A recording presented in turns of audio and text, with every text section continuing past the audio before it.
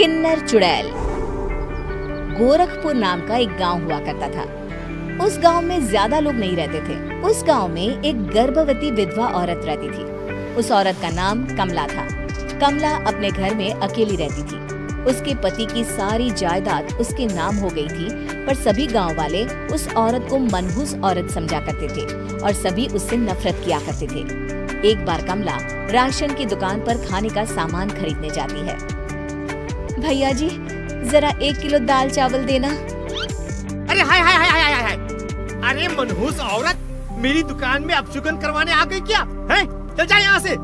मैं कुछ नहीं देने वाला हूँ तुझे। भाग भाग यहाँ से, चल जा निकल। भैया जी, ऐसा मत कहिए।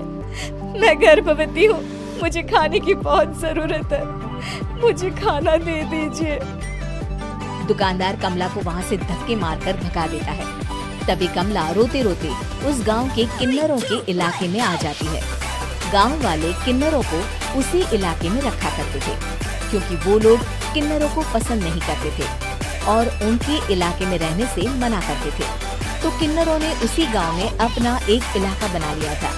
जब किन्नर लोग देखते हैं कि एक गर्भवती महिला रोते रोते उनके इलाके में आ गई है, तो सारे किन्नर कमला के पास जाकर उसका हाल पूछने लगते हैं। क्या हुआ बहन, तुम्हारी गर्भवती अवस्था में इतनी बुरी हालत कैसे है? तुम रो क्यों रही हो? तुम डरो मत, हम तुम्हें कोई नुकसान नहीं पहुंचाएंगे। तुम शांत होकर सब बताओ कि हुआ क्या है। मैं कमला हूँ। मैं गांव के दूसरे इलाके से आई हूँ। 2 महीने पहले ही मेरे पति की मौत हुई है। मुझे गांव के लोग मनहूस मानते हैं, क्योंकि मैं विधवा हूँ और गर्भवती भी। वहाँ के लोग मुझे खाने के लिए कुछ बेचने के लिए भी तैयार नहीं, जिससे मेरा गुजारा नहीं हो रहा था। कोई बात नहीं कमला, हम तुम्हारा ख्याल रखेंगे। किन्नर लोग कमला को एक खाली घर में रहने के लिए जगह दे देते हैं और उसकी देखभाल भी करते हैं। कुछ ही महीने बाद कमला अपने बच्चे को जन्म देती है, पर अफसोस, कमला बच्चे को जन्म देते ही अपनी जान गंवा देती है।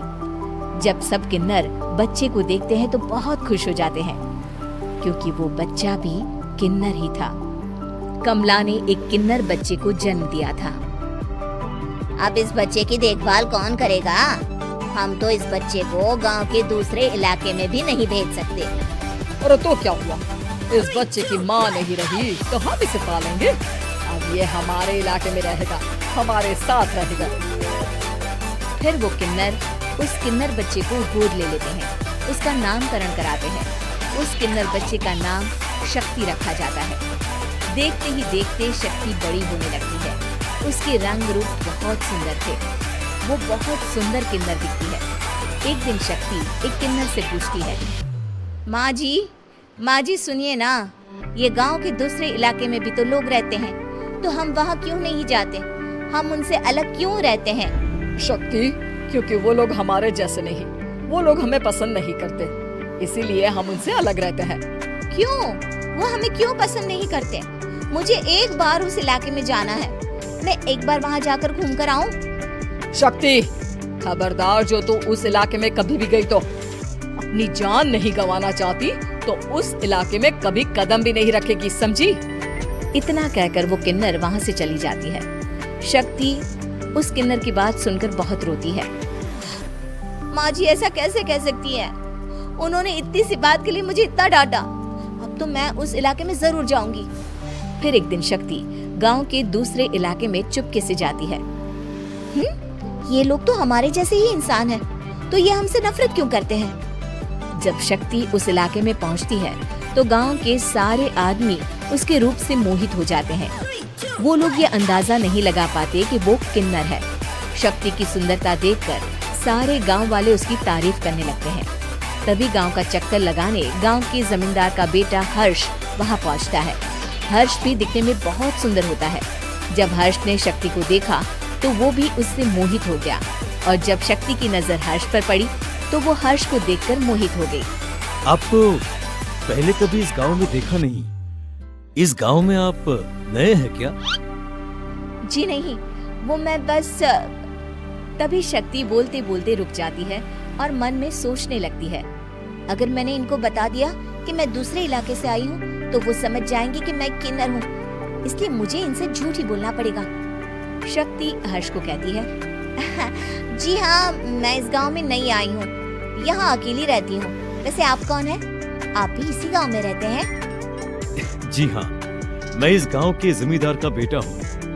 आपको किसी भी चीज की जरूरत पड़े तो आप मुझे बता देना, मुझे अच्छा लगेगा। ऐसे ही शक्ति और हर्ष एक दूसरे से रोज मिलने लगते। वो दोनों अपने प्यार का इजहार करने एक दूसरे से मिलने जाते हैं।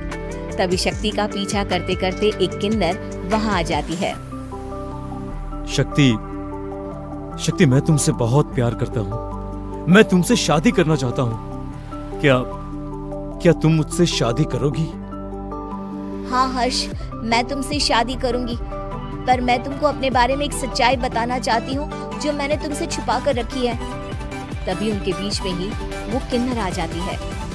शक्ति, तेरी हिम्मत कैसे हुई ऐसा करने की? वो किन्नर शक्ति को खींचकर गांव के जमींदार के पास ले जाती है। हर्ष भी वहां शक्ति को बचाने के लिए पहुंच जाता है। जमींदार शक्ति और हर्ष के प्यार के बारे में सुनकर गुस्से में आ जाता है और शक्ति को गांव के बाहर निकालने की सजा देता है। शक्ति ये बात सहन नहीं कर पाती और कुएं में कूदकर अपनी जान दे देती है।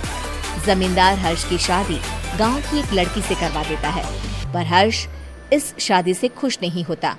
शक्ति अपना बदला लेने के लिए मरने के बाद किन्नर चुड़ैल बन जाती है। अब मैं इन गाँव वालों को नहीं छोड़ूंगी, अब इनसे मैं अपने प्यार का बदला लूंगी। किन्नर चुड़ैल गांव वालों को परेशान करना शुरू कर देती है। एक बार वो रात को गांव के खेतों में पहुंच जाती है और वहां आग लगा देती है। सारी फसल जल के राख हो जाती है। जब एक आदमी रात को उठकर देखता है कि खेत में आग लग गई है तो वो वहां पहुंच जाता है।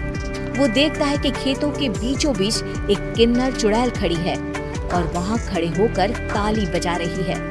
गांव वाला किन्नर चुड़ैल को देखकर बेहोश हो जाता है। जब सुबह उस आदमी को होश आता है तो वो सीधा जमींदार के पास जाता है। अरे जमींदार साहब, अरे वो किन्नर चुड़ैल ने मेरी सारी फसल जला दी। अब मैं क्या करूंगा? क्या होगा मेरा? जमींदार चुड़ैल किन्नर का नाम सुनते ही सब कुछ समझ जाता है। अब वो बहुत डर जाता है। उसी रात को जब जमींदार डर के मारे अपने कमरे में सो नहीं पाता, तभी वहाँ अचानक से किन्नर चुड़ैल आ जाती है। किन्नर चुड़ैल जोर जोर से जमींदार के आगे खड़ी होकर हंसने लगती है और ताली बजाने लगती है। जमींदार उस डरावनी किन्नर चुड़ैल को देखकर बहुत डर जाता है। तूने मेरे साथ बहुत बुरा किया, अब मैं तुझे जान से मार दूंगी। नहीं, मुझे माफ कर दो, मुझे मत मारो। मैं कभी ऐसा दोबारा नहीं करूंगा। अब तुम जो बोलोगी वही मैं करूंगा। ठीक है, मैं चाहती हूँ कि किन्नर इलाका गांव के इलाके से जुड़े और गांव का कोई भी आदमी किन्नर समाज से द्वेष न करे, उससे नफरत न करे, नहीं तो मैं सारे गांव को मार दूंगी। और तुम गांव में एक नया कानून बनाओ कि अगर किसी ने भी किन्नर समाज को हानि पहुंचाने की कोशिश भी करी या इनसे भेदभाव करने की भी कोशिश करी तो उनको कड़ी से कड़ी सजा मिलेगी। हाँ, मैं ऐसा ही करूंगा। तुम जो बोलोगी वो मैं करूंगा, पर मुझे जाने दो प्लीज। तब वो किन्नर चुड़ैल वहाँ से चली जाती है। गांव का जमींदार किन्नर चुड़ैल का कहा मानते हुए दोनों इलाकों को एक कर देता है और नया कानून भी लागू कर देता है। तब से वहाँ किन्नर समाज और बाकी गांव वाले शांतिपूर्वक रहने लगते हैं।